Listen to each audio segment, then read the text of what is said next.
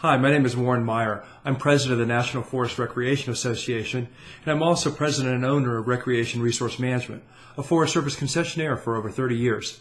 And I'm here today to present another video in the NAFRA Learning Series called Understanding Your Forest Service Concessionaire.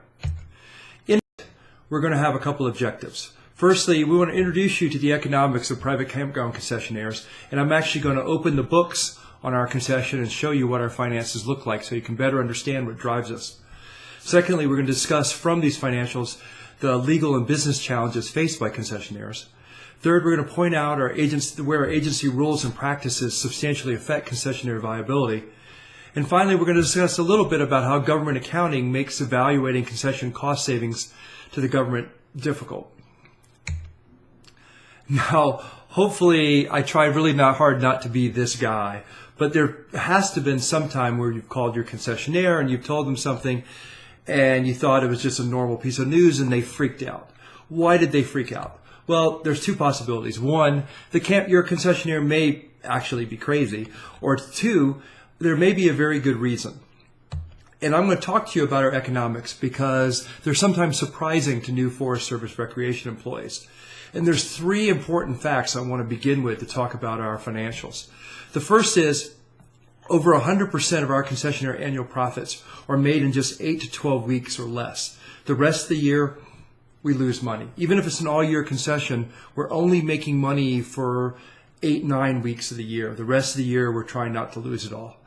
Secondly, half of our expenses are tied to wages or wage-related costs like taxes and workers' comp.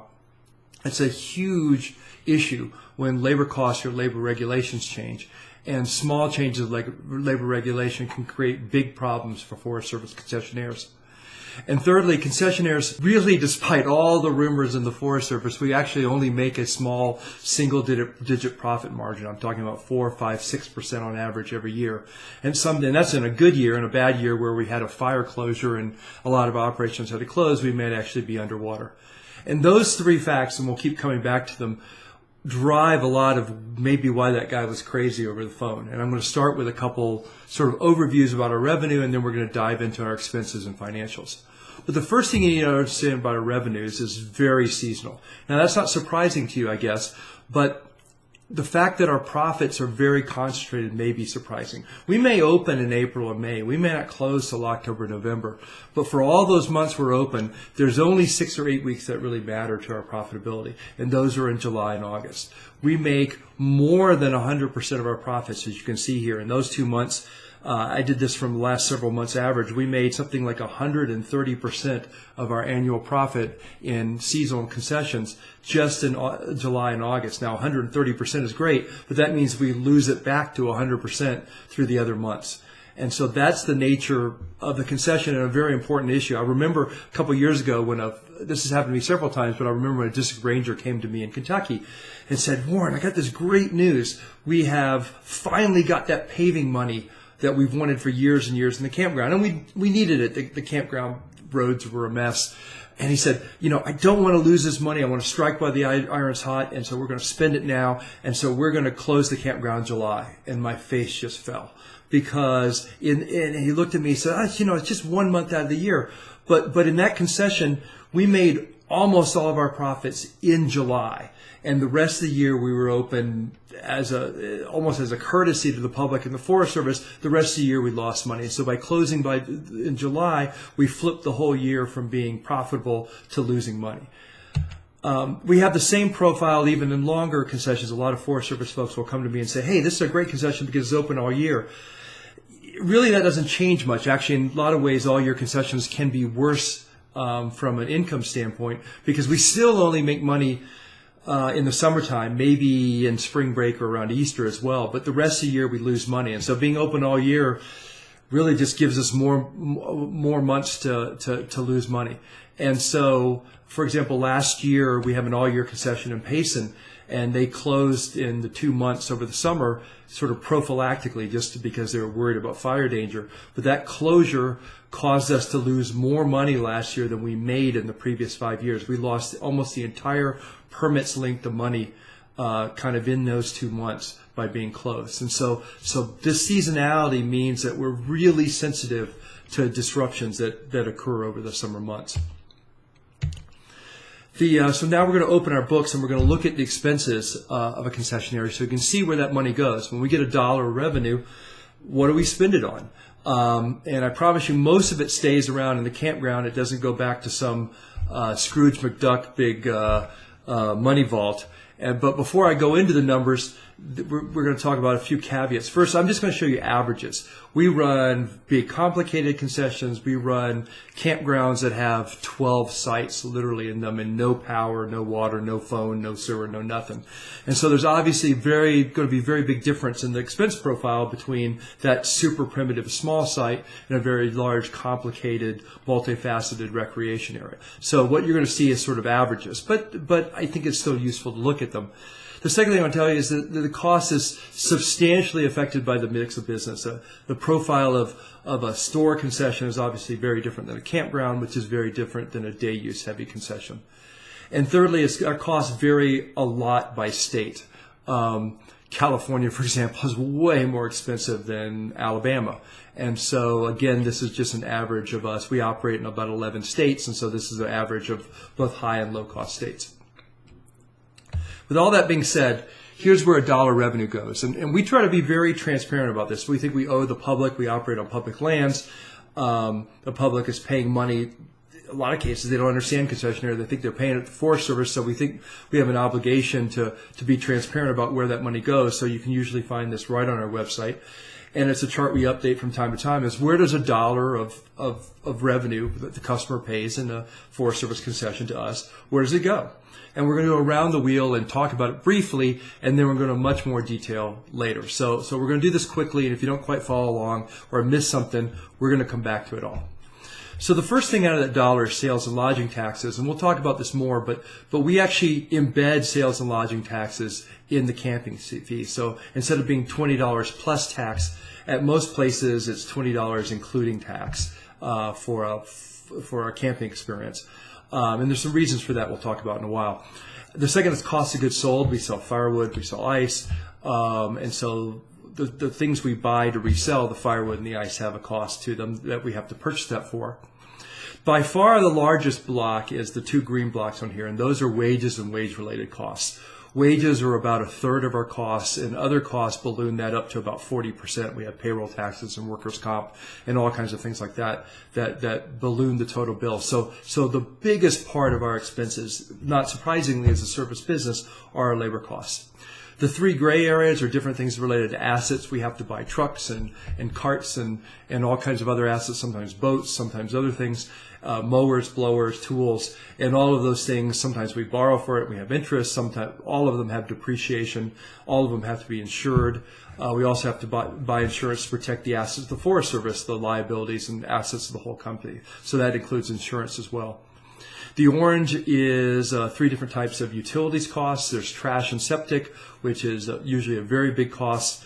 We got electricity, water, phone, internet. And then there's also a small sliver there, but that can be large in certain concessions of U.S. Forest Service bills for collection.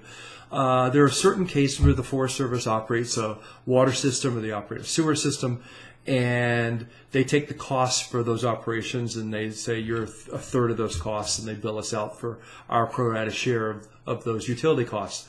The blue areas are related to maintenance and cleaning, janitorial work. Those are all our supplies. Those are sometimes we have to call contractors out.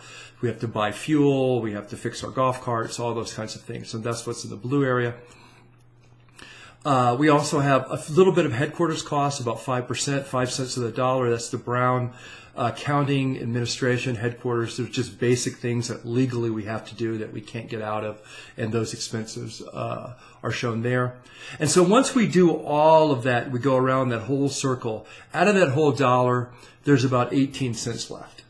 And that 18 cents is split between us and the Forest Service. Now, I'll tell you something that might surprise many of you, is the Forest Service gets a lot more of that residual than we do because of we set kind of constant profit expectations, and I'll talk about the bid process in a while. But I think in every one of my 24, 25 Forest Service concessions, and I've heard my competitors in the NFRA say the same thing, is almost every single one of those we pay the Forest Service a grade your thigh fee, a concession fee that's far higher than the actual profit we make. So the Forest Service is getting a good return. The public's getting a good return for these concessions. The other thing you can see here is if you count the Forest Service money in the purple, in the dark purple as staying in the campground, because a lot of that gets re-spent as GO2 offset, and we'll talk about that in a minute.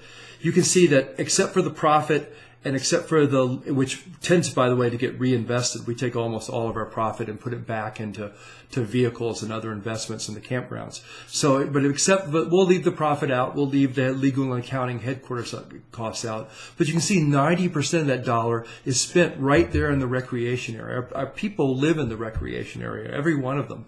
And so most of the customers' money, when they pay that fee, and we all know that visitors can be resentful of paying fees. They say, hey, why don't my taxes already cover this? Why am I paying an extra fee? But one of the reasons that I think over time they become comfortable with paying use fees is the fact that they feel like it's okay if those use fees are staying in the park and keeping them well maintained. And we're going to talk more about that, but I think that's a big advantage of the Forest Service concession program. So if I summarized it, and you can go around the wheel again, you see, and we're going to go through each of these categories now in turn. We're going to go through sales taxes at 8 cents, cost of goods sold at 5, all the wage-related costs in green, the asset and insurance costs in gray, utilities, the maintenance and operations in blue, the pink office costs, and then the residual, which is the GT and U.S. Forest fees and our profit. And we'll go through each of those one at a time, and we're going to talk about some of the issues we face in our partnership between us and the Forest Service in each of these areas. Start with sales and lodging taxes. The Forest Service doesn't usually collect local sales and lodging taxes when they operate it, because they don't have to. The federal government has preemption over these local governments. But once they have a private concessionaire, we as a private company do have to collect these taxes. And so those taxes might be sales taxes in the state, but there also might be local and state lodging taxes. And those can sometimes add up to quite high. We have some places like in certain counties of California, the total tax is zero. California state doesn't have a tax that applies to services like campgrounds. But there's also other places, even in California, like Mono County, where there's a 13, 14, 15% tax that's done locally on the campgrounds. It's not really a cost, by the way. Technically, it's really not even included in revenue. The reason we include it is for simplicity, and I'm going to show you an example in a second. Let's say we have a $20 camping fee. And let's say we added 8% to it. That's how it happens in the grocery store. They add your 8% and they tell you owe a certain amount of money. So if we added 8% to it, that $20 fee would add a $160 tax, and we'd be charging every customer who walks in $21.60. Well, in a lot of these primitive campgrounds, our host is just there by themselves, operating out of their home, out of their RV. They've got a little cash box. If we had to make change for $21.60 rather than just have somebody hand them a $20, it would be a real hassle, especially out in the middle of nowhere. So what we do with the Forest Service, and the Forest Service is comfortable with this, and the sales tax authorities are comfortable with this, is we actually embed the tax. That doesn't mean there's no tax. It just means we charge the customer a flat $20. That $20, if there's an 8% tax, really means that the fee is actually $18.52 plus a $148 tax. And so that's what happens. If there's a $20 fee, we book $18.52 as the revenue. $1.48 gets sent to the taxing authorities, and that's how it works out. But the customer just sees $20, and it's way simpler that way. Next category is cost of goods sold. I think that's pretty straightforward. If we're going to sell firewood, we got to buy it from somebody. The costs vary a lot. There's some places, NFRA members have great firewood suppliers, and other places is really difficult. Typically, 50 to 70% of the sales price is cost of goods sold. In other words, if we sell a $5 bundle of firewood, that means we probably bought it for $3 and sell it for $5, that kind of thing. There's two products that have, no margin, have 100% cost of goods sold. One is fishing licenses. Fishing licenses are most government authorities don't allow us to make any money at all, or maybe make 1% or 2%. So that's why in a lot of concessions, fishing licenses are exempted from the calculation of concession fees.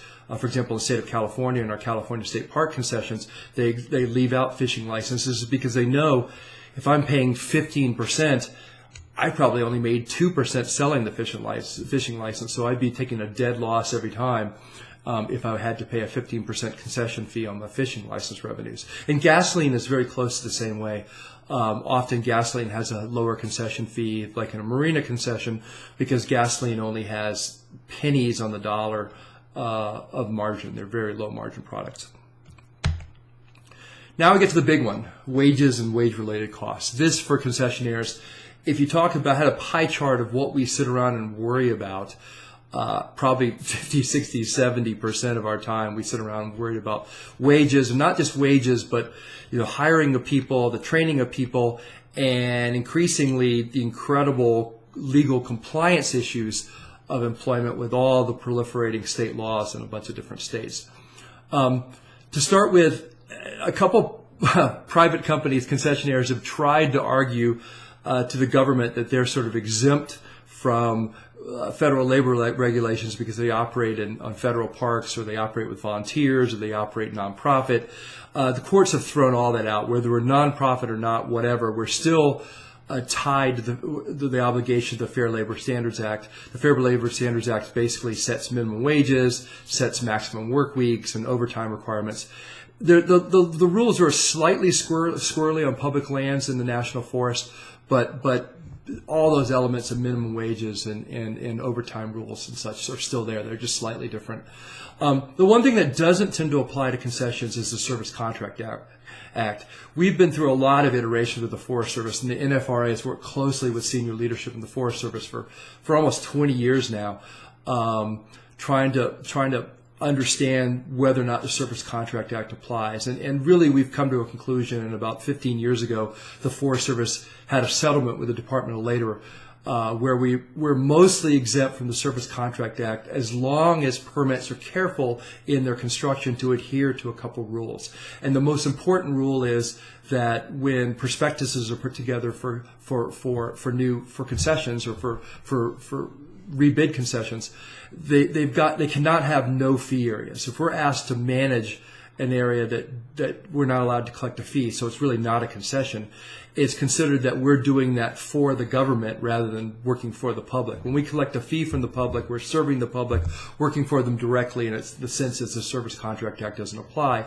But if it's a no fee area or charge we're doing the Forest Service, or in the specific case of when we're doing GT offset work, we do have to pay various types of prevailing wages. And so that's why it's important to make sure you've carefully crafted the prospectus to avoid some of these traps. And it's one of the things that NFRA does is our executive director will read almost every prospectus that comes out and work with you if they see issues that could cause a problem going forward. Beyond just the base wages, though, we also have a substantial labor burden. That's a number of things that are directly tied to labor hours. And so not only does the employee pay 8% Social Security and Medicare, but we pay that too. So there's an employer share. We have to pay workers' comp, and that can be very high, particularly since we're hiring older people who can be injury prone, have brittle bones, and they're working kind of on uneven ground out in nature. We get some injuries no matter how hard we try to be safe.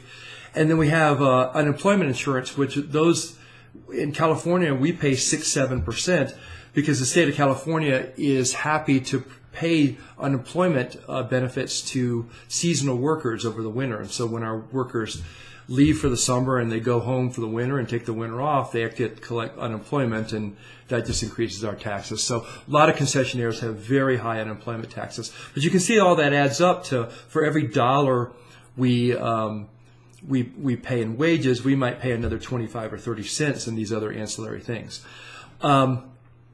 And then even beyond just the cost, because those things we can just compute and put in, there's just an astonishing mass of federal and state labor legislation, particularly in states like California, where we had to deal with everything from break law to chair law, believe it or not, what kind of chairs have to be provided to employees, to heat, various temperature and heat related laws and things you have to do at different temperatures that are hit outside for outside work.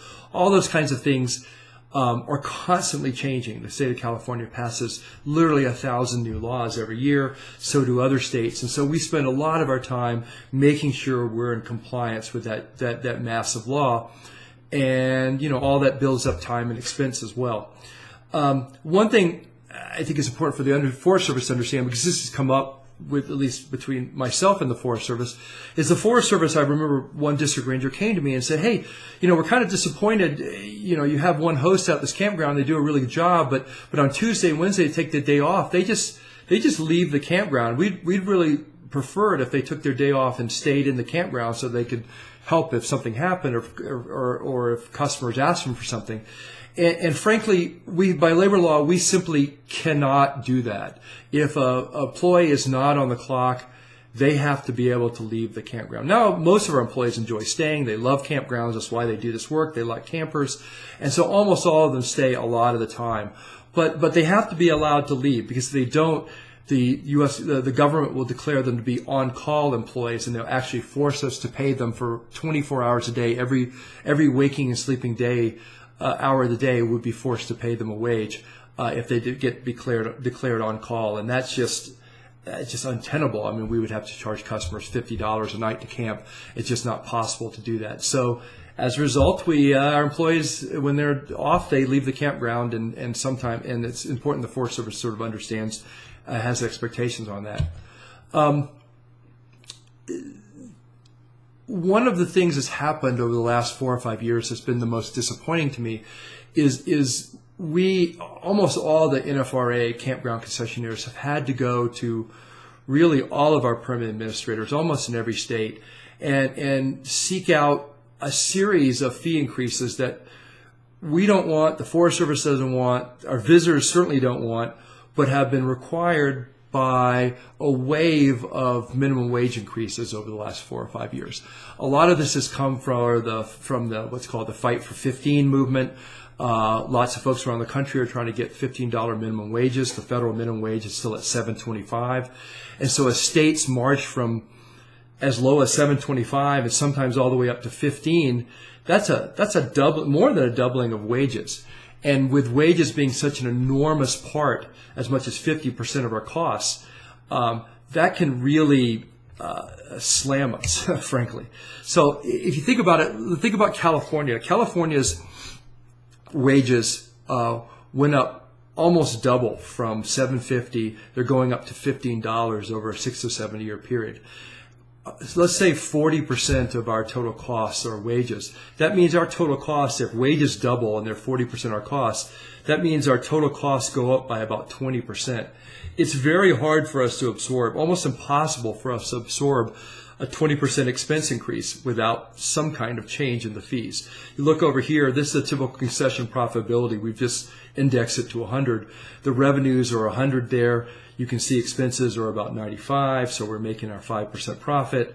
Afterwards, the revenues, if we don't raise fees, the revenues are sitting there exactly the same, but suddenly our costs have gone up by 20%. So now for every dollar of revenue we're earning, we're losing almost 15 cents if we don't do something on the revenue side. It just simply is not sustainable.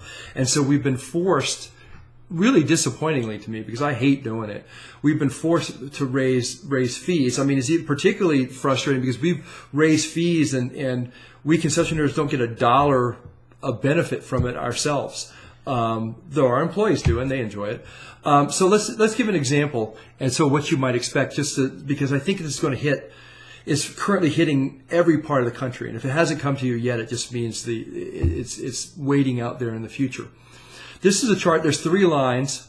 The blue line is if the concession costs, labor costs are about 30% of their total. The orange line is probably the most typical. That's when a concessionaire's labor cost is 40% of their total, and the gray is if they're 50. And we're going to talk about an example of a $20 camping fee. We got a $20 camping fee, and suddenly Fight for 15 has come to your state, and minimum wages are coming up to 15. The way you read this chart, say, okay, the fee increase we're going to need, that you're going to get asked for by your concessionaire, let's say we're on that orange 40% line. What you do is you look at where's my current wage, and then I'm going to read up to that orange line, and that's going to be the fee increase on a $20 camping fee. I'm going to give you a couple examples. Let's say you're sitting at $10 now. A couple of states are close to $10. Minnesota is pretty close to $10. If you're a $10 minimum wage, and suddenly now it's going to go up to 15.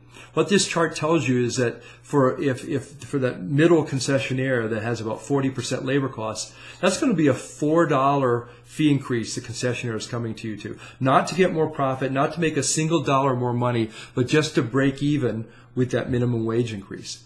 And then some of you are still at the U.S. minimum wage at $7.25. If the $15 minimum wage comes to you either at your state or the federal level, you're literally talking about, on a $20 camping fee, you're talking about $8 or $9 of fee increases they're going to need just to break even. So these wage increases are having a huge impact the last few years in the Forest Service, and it's something you need to be aware of. In California, the increase from about $8 to $15 over the last we're in the middle of it, so it's happened the last 3 or 4 years. It's going on for another 2 or 3 years. We actually went out of our way to prepare the Forest Service for this because we knew it was coming. And we sat down with the forest supervisor, for example, in the Inyo National Forest, and said, look, here's what's going to happen. We're going to have to increase over the next 6 years, have to increase our fee by $6. Let's talk about the best way to communicate that to the public. Let's talk about whether you want to do it $1 a year or $1 or $2 every other year. And so we talked about a lot of ways to try to make that go well with the public, and it has. We actually haven't gotten a single complaint, in part because I think people in California, because of the minimum wage going up, all their services are increasing in price, and so I don't think it's been that surprising to them to see camping fees go up. But it still frustrates me to see it happen. Assets and asset protection. We buy assets. There's a lot of these costs you might not see in your local Forest Service budget because they handle capital differently in government accounts. But a lot of this is insurance. A lot of this is depreciation and interest when we buy assets. But our biggest issue is really on insurance. And there's two major types of insurance. There's actually 4. We talked about workers' comp already. Auto insurance is not that big of a deal right now, but we have property and liability insurance. And I want to talk about both. Liability insurance is expensive, and it's getting more expensive. And it's really one of those things where it kind of drifts along, and the liability costs will not go up much from year to year, and then suddenly there'll be a year when all the insurance agents panic, all the insurance companies panic because of some disaster. And I think I'm told that may be coming soon for us. After several years of pricing stability in liability insurance, a lot of folks have gotten panicky about all the fires and fire losses in California last year. And so it may well be that we have a big insurance spike coming that we're going to have to try to figure out how to deal with. The other problem, which I want to talk to you all about because it's a shared problem, is on property insurance. All the Forest Service prospectuses ask for property insurance, but it's really become kind of messy because the original intent of this requirement from decades ago has sort of gotten lost, kind of like a game of telephone, so that I don't think anybody really understands it anymore, and we've kind of been unmoored from the original roots of why we had it in the first place. What the Forest Service originally wanted, very reasonably, was property liability insurance. What property liability insurance is not general property insurance, like if this building burns down, you replace it. It is if you, the concessionaire, do something to break our building, if you back your truck into it, if you run over some site markers, if you break a water main, somehow digging, then you're responsible for fixing those, and you have some insurance to back that up to give us confidence that you're able to financially do that, even if it's a big damage you do. And that was what it was. It's not very expensive insurance to get, and for years and years that's what we got. But somehow the notion of property liability insurance got morphed into property insurance, and suddenly now, over the last 5 or 10 years, the Forest Service has been asking us, and I don't think anybody really knows even why they do it, they just think they're supposed to, has been asking us for property insurance, which means no matter what happens to that building, suddenly we have to write this insurance policy that will cover it. And that is very expensive because we're out in the middle of nowhere, we're a long way from a fire department, there's wildfires in California. It also makes very little sense because the Forest Service is basically already self-insured on these assets. Obtaining expensive private insurance via the concessionaire makes almost no sense at all. And so I've been campaigning for a while, as has been NFRA, to try to get the Forest Service to go back to the roots of this and go back to property liability insurance. And so we can get rid of this expensive requirement. And an expensive requirement, by the way, is coming out of the Forest Service pocket. We're going to explain how we bid contracts, but basically anything extra the Forest Service asks for that's expensive doesn't come out of our profit. By the way we tend to bid, it comes out of the Forest Service's concession fee. But one thing, as long as we're stuck kind of in the mode we are, where we're asked to provide general property insurance, almost every prospectus we get is not correct. And the NFRA and our executive director, Mary Lee Reese, spends a lot of time helping Forest Service to improve their prospectus and correct mistakes. The most important mistake is often prospectuses are written to say, well, we've got $7 or $8 million in assets. We want you to get us a $1 million blanket property coverage, and so this covers for the first $1 million of losses. That doesn't exist. There's no such thing as that product in the marketplace. I could give you a long speech about why that is and how it would allow whole neighborhoods to cheat on their home insurance, but basically it doesn't exist. So what we have to do, and this is actually embodied in Forest Service concession rules now, though it's not well communicated, is if you're going to ask for $3 million of insurance, we need a list of assets, and those need to be insurable assets, not culverts and underground lines and excavations and roads and things, but things like buildings and amphitheaters and such. We need a list of assets at the replacement value, and those replacement values need to add up to not $8 million, not $9 million, but it needs to add up to the $3 million you asked us for. And so that is probably if you writing a prospectus and put it out and you hear from the NFRA, that's the most common thing you're going to hear from us. And so, and we're happy to work with you in advance to try to avoid some of that rework. Utilities. The Forest Service shouldn't be surprised at this because the Forest Service operates a lot of campgrounds on its own and it knows how expensive utilities are. We're stuck with often monopoly trash and septic providers on some of these mountains where these campgrounds are, and it's just a fact of life that the utilities are super expensive, and we deal with it and we build that into our bids. The Forest Service sometimes charges us for utilities. That's entirely allowed, that if the Forest Service is a shared water system, you're allowed to count up the total costs. The Forest Service isn't allowed to add any extra, general expenses to that, but they add the actual operating costs of those assets and charge it out on a pro rata basis to the user. So if I use 40% of the water, I get 40% of the cost. The only requirement is that we really need to know about that. That can be a really big charge and it can't be a surprise. And so it really, to be able to be charged in a bill for collection to us, it needs to be disclosed in the campground prospectus. And I think most prospectuses are pretty good about doing that. Fuel and operating supplies, I don't think there's any real insights here. We actually have to buy fuel for our trucks and cleaner for the bathrooms, and we have to get some contractors in to fix plumbing and electrical from time to time. And that's just a fact of life and something that's actually a fairly predictable expense. So it's one of our least problematic. Office financial. One thing I'll say for ourselves before we talk about the 5 cents of the dollar that goes to Office Financial is that's a really low number. I think in the Forest Service, if you said how much is sort of in overhead costs and not being spent directly in the field, it would be a lot higher number than 5 cents. There's just basic things like legal and accounting we have to do by law, things we have to produce, even have to produce for the Forest Service accounting-wise. That just takes some money and takes some accounting time and takes some professional time, and that's included in that headquarters office. We have to have an office and things like that. But I will say that it is the unusual concession. If you go to a concessionaire and ask how many people work for you, and I'll answer these questions. At the peak of the summer, I have 350 people work for me. And then if you ask me how many people don't actually live in a Forest Service campground, or a day use area, don't actually live on site serving the customer, who sits in an office away from exposure to the customers, out of that 350 for my company, it's something like 3.5. And so we really try to push everything out of headquarters and put as much people and expense and everything in the field so that the visitor sees that they're getting value for the money and the fee that they spent at the gate.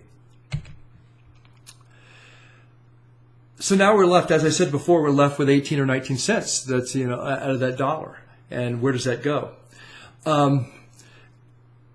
this is how bidding works, and I think this is it's one of those things that are absolutely obvious to all the concessionaires. We've all talked about how we do this, and it's sometimes surprising to the Forest Service, but as concessionaires, the extra amount that flows in here actually flows to the Forest Service and not to us at profit. Most of us have standards for how much profit we expect. Now, if it's riskier, we may want to see more. If it's something we really understand, we may want to see less. If it's close to another operation of ours, we may be able to have a lower profit number. But when we do a bid, we might bid in, let's say, 8% profit. You can see that's sort of typical here. I make 6. I tried to get 8 and make 6. That's sort of the story of the concessionaire's life. But let's say I put in 8% or 9% or 7%, right? And I don't know what my competitors do because I've got to compete with them on these bids, and I'm not going to tell them exactly what I do. I'm going to put that number in. So I got all my expenses, I got my profit. Whatever's left over, that's my bid. That's what goes to the Forest Service. So it also says another thing is that when from time to time, Forest Service permit administrators try to look for ways in the prospectus they can get a little more money for the Forest Service. And they sort of say, hey, in addition to all this, I want you to pay 1% into this fund, or I want you to pay 3% and not 1% for hazard trees, or I want you to do this or that. And we can sometimes make those work if they fit in the rules. But the fact is, you're not getting any extra money. If you take 2% over there, instead of paying 8%, instead of bidding 10%, for your fee, I'm going to bid 8. It's all the same. So really, after my expenses and after my profit, the residual, whatever it is going to go to the Forest Service. It might instead of being, earmarked into these different things that the Forest Service might not be able to use, like hazard trees, it makes more sense to put it in GT, into the GT fee, because that way we can use it. Which brings me to my absolute favorite topic, which is GT offset, and one reason why I think the Forest Service is head and shoulders above other agencies, because the Forest Service has the statutory ability to spend those GT fees I pay, to have them spent within the campgrounds. So a lot of agencies I work with, when I pay a concession fee, that money goes off to Washington, and the local visitors and the local campground and the local agency never sees that money again, never gets the least bit benefit of it. And so they have no real skin in the game. They're not that excited one way or the other about what the concessionaire is paying, because they or the visitors don't really see it. But in the Forest Service case, the Forest Service has created a really clever program that allows my GT fees, or concessionaire GT fees that we pay all the NAFRA members, to be spent in the campgrounds to do capital maintenance projects. And I think that's fabulous. I think the Forest Service also has the ability to allow us to do it, because one of the problems, if the Forest Service had $80,000 and they needed to put new roofs on, and we had to spend the money that year, which is what the GT rules say, 2 or 3 months, the Forest Service would never be able to get to the procurement process to be able to pick a roof vendor to put the roofs on. But so they can actually work through us, that we can actually do the work. We can go do the roofs, and we keep all the receipts, and we turn the receipts in the Forest Service. And if we spent $20,000 putting those roofs on as an approved project that was pre-approved by the Forest Service, then we're going to get $20,000 credit against the fees we owe at the end of the year. And that's what's called GT offset work. And it's a fabulous program. It's also, not only does it keep the money in the park where the visitor paid the fee, and not only does it benefit the local Forest Service district, but I really think it avoids an enormous problem you see in the rest of public recreation, is you've got state parks all over the country that are closing from deferred maintenance. You've got, $14-20 billion of deferred maintenance in the national parks. And the national parks get money before anybody else for recreation. They still have $14 or $15 billion of deferred maintenance. But in concession-run Forest Service campgrounds, we really don't have deferred maintenance. I mean, we may have some road issues, but beyond that, things get fixed, because we're paying 10, 15, 20%, and that 10, 15, 20% has to stay in the campground, and the use for it is to fix those maintenance things and stay on top of it so it doesn't become deferred. So GT Offset is a great program. If you're not familiar with it as a Forest Service permit administrator, you should. It's a fabulous benefit to the public, and it's a fabulous benefit to you and your district. So I just wanted to end, since we've been going through all the concession economics. Whenever I talk economics, I get Forest Service people come to me and say, "Wow, you're charging $24 now. I remember when we ran that, we hardly paid anything. You must be making a fortune there." Or even more so, we've had several forests that have tried to take concessions back. They say, "Oh, look at all that revenue. I'd really like that revenue in my budget. We're gonna have the concessionaire go away, and we're gonna run it ourselves because I'm sure we can make good money on that." There's a problem with that, and the problem is that the Forest Service and private companies have two different accounting systems. And the Forest Service government accounting is not set up the way ours is. Now, I run 150 plus campgrounds in my company, and I can tell you every single one of them, what the expenses were there, what assets we have allocated, what the depreciation interest was, what the insurance is allocated to that place, what the revenue was, and I can tell you down to the last dollar what I think the income was. Did we make money? Did we lose money? Etc. The problem is the Forest Service, the government accounting, isn't set up to do campground level profitability numbers. It's just not. It doesn't need to be. It's not supposed to do that. Government accounting is supposed to do something else. The Congress allocates the Forest Service money not in just one big pool, but in multiple pools. They have a fire pool, an interpretive pool, and they have hundreds of them. You know better than I. And government accounting is meant to assure accountability that money spent from a particular pool has been spent on the right kinds of things. It's not meant to see whether Manzanita Campground brought in more money than was spent on Manzanita Campground. There's no ability in Forest Service accounting really to allocate all the different kinds of costs in running Manzanita Campground to that particular campground. It's just not, you don't have the systems to do it like we do. You have different objectives and it's set up a different way. And so that means that it's easy to look at your budget, which only has a part of the costs, and say, wow, I think we're making money, but you're going to miss a lot of things. And so for that very reason, the Office of Management Budget actually has a process. It's required of all agencies that want to take operations back out of private hands into public hands. So if you want to take a concession back into public operation, there's a process and analysis you have to go through. It's detailed in OMB Circular A76, and it helps take you through the process so you make sure you don't miss things that are not actually in your budget. Now, I'll give you an illustration of that. Here's what's like not in your budget. The first thing is, okay, you don't pay sales and lodging taxes, and that strictly one could consider that a savings. I don't really think of it that way, because the sales and lodging taxes we collect in Forest Service campgrounds are the lifeblood of a lot of rural communities. Really, it's a huge part of these rural government budgets.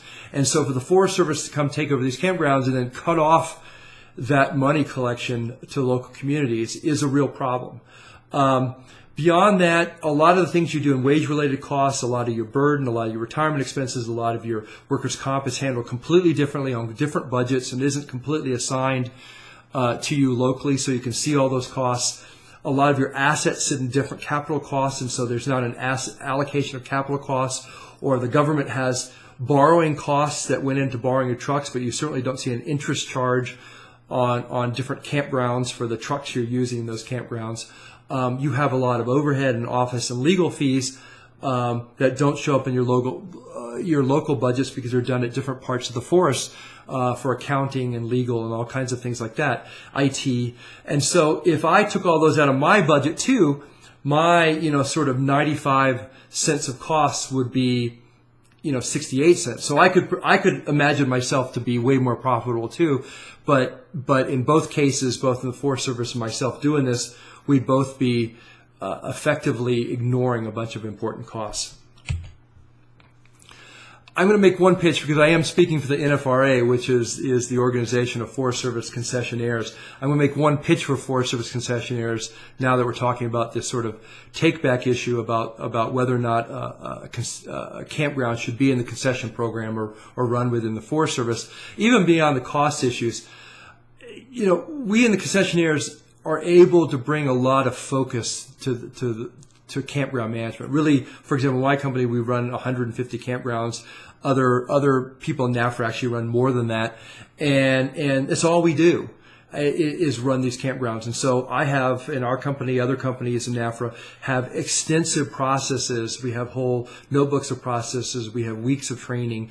We have systems we purchased, systems we designed solely for the point of providing good customer service to the campers. As I told you before, we employ hundreds of workers. They all work in the campgrounds, and they all work weekends, and they all work holidays. They take their vacations on Wednesday and Thursday, all things that are harder to do in a civil service environment. None of my employees get less than 10 days of training a year, solely on campground management. I can't even imagine the Forest Service having enough training budget to provide that much training on the narrow topic of campground management every year. Our employees and managers, and then, even our managers, our equivalent of a, not quite district ranger, but even our managers who might have 40 or 50 people in them, they live in the campgrounds too. So everybody is there right with the customer. And then just give you an idea of focus. If you think of me, I have 350 employees. I don't know, that makes me like a district ranger or a forest supervisor. I think it's more like a forest supervisor. So think of it at that level. Every morning, the first thing I do is I get reports from all the all the ratings agencies, TripAdvisor, Yelp, Yahoo, Google, recreation.gov, and I look at every review we got the day before for every campground we operate. I read the reviews, I check the things. If there's any issues, I call my employees and I ask them what happened. If there's a really negative review, I'll contact the customer, see if I can make it right, see if I can understand what went wrong. I spend a lot of my time on that. It's hard for me to imagine, with all the conflicting things on a forest supervisor plate, that a forest supervisor would be able to have the focus. He can't do it. It'd be insane to do it. I don't know how forest supervisors do their job. I mean, they're getting the things and issues coming at them from every different direction. I mean, recreation is just one tiny piece of what they do. It's amazing what they have to handle. So, we concessionaires in the NFRA feel like, our real benefit in our partnership is that we can focus on that visitor relationship, and we can take that one thing off your plate in the Forest Service, so you can focus on the 99 other things you have to work on. And we feel like we've done a good job on that for a number of years, and we certainly enjoy our partnership with the Forest Service working on that. One other economics-related issue that I didn't know where to put in here, but it comes up a lot, and I think it's important to understand before we close, is that golden age discounts. And I say golden age discounts because we still use that as shorthand. Even the Forest Service, I think the Forest Service uses that. But really, most people don't have a golden age card anymore. They have an America the Beautiful Senior Access Pass. And people with those senior and access passes, or the old golden age, golden access passes, get a 50% discount on all Forest Service campground, including that run by us concessionaires. So we give that 50% discount to all those people that bring that cards to us. By the way, the Forest Service, despite the fact that we run, NFRA members run the vast majority of large campgrounds in the Forest Service system, we don't get a cut of that of those past sales revenues, and so we just have to give a 50% discount. That's an enormous amount of money. I can promise you that there's no private campground giving 50% discounts to anybody. And so let's give an example, because it really is causing a problem for one of our major initiatives. And one of our major initiatives of the company is to try to get a new generation of millennial younger campers to get away from their Nintendos and out of their living rooms and to come out into the wilderness and to come camp and to come see the forest. But when we do that, let's say we charge $20 a night for camp, or let's say we need $20 a night for camping. That's what we need to cover our costs and our little bit of a profit. If we don't have any golden age senior pass holders, we charge everyone $20 because that's what we need. However, if a third of our customers are getting that 50% discount, and by the way, that's pretty normal. We actually have places where half the customers get the 50% discount. But if a third of them are getting the 50% discount, we actually have to raise the rate to $24 so that regular customers, younger customers, pay $24, and people with the senior passes pay $12, and that way we still average out to $20.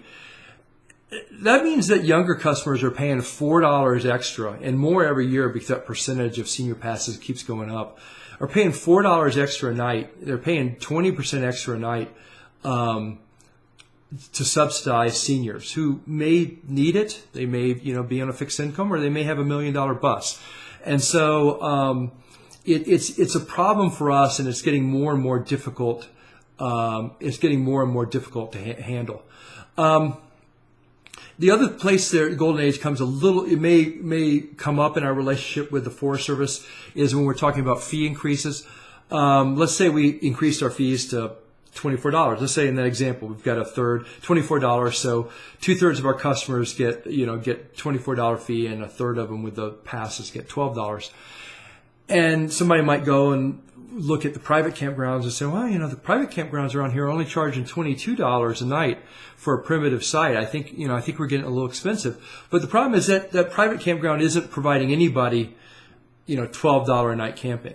And so the Golden Age sometimes can make it confusing to compare against private companies. So that's why we use a blended rate to say, even though we're charging $24, the actual average we're getting with all the Golden Age is more like 20, and we encourage use of that blended rate when we're comparing to private companies. But that doesn't come up a lot because, frankly, the NFRA members running Forest Service concessionaires are usually the best camping deal in the county, and we take pride in that, and we work hard to do that and provide a low cost recreation option to the public. So just to summarize, we got back to our freaked out concessionaire here. What does it take to wipe out a whole year of profit? And if there's a lot of concessionaires in NAFRA that just have one permit, so wiping out a year of profit from their one permit is the same as them going a whole year without a salary. It's like many of y'all were on furlough earlier in 2019. It's like all of them having a 52-week furlough. What could wipe out that profit? Literally, as little as 1 week of unexpected closure in the summer, is particularly if we have to keep paying employees through the closure, can wipe out the whole year's profit. Actually, our expenses often go up during a closure because one of the things that we try to explain to the Forest Service is, look, if there's a fire danger, we got to close and everybody's got to get out, and that's safety. But sometimes we get closed for administrative reasons. When you close the campground and kick everybody out, our employees live there, and they're minimum wage workers. A lot of them don't have a lot of ability to just go rent a house or stay in a private campground for a while. Usually I end up paying for their camping, for an alternate place for all of them to stay during the time of the closure. So it actually, in some ways, costs us more to be closed than to be open. A $1 minimum wage increase in most places would wipe out a whole year's profit if we didn't get a fee increase to go with it. If 8% of the customers, if some new pass was introduced, say like a military pass, and we were all ordered as concessionaires that we had to give a 50% discount, if 8% of our people showed up with a pass, our profit would be wiped out. 4 to 6 week extension of dates into the off season, we lose money, as I told you, in October and November and February and March. Often the Forest Service comes to us and we try to be cooperative and say, hey, you're supposed to close early October, but could you stay open through Thanksgiving, because it would be really great to be open in hunting season.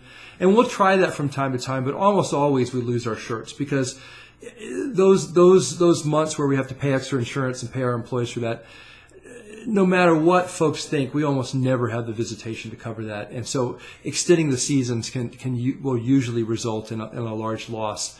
And then a doubling of insurance rates, which is a lot, but after the California fires last year, we may be seeing that soon.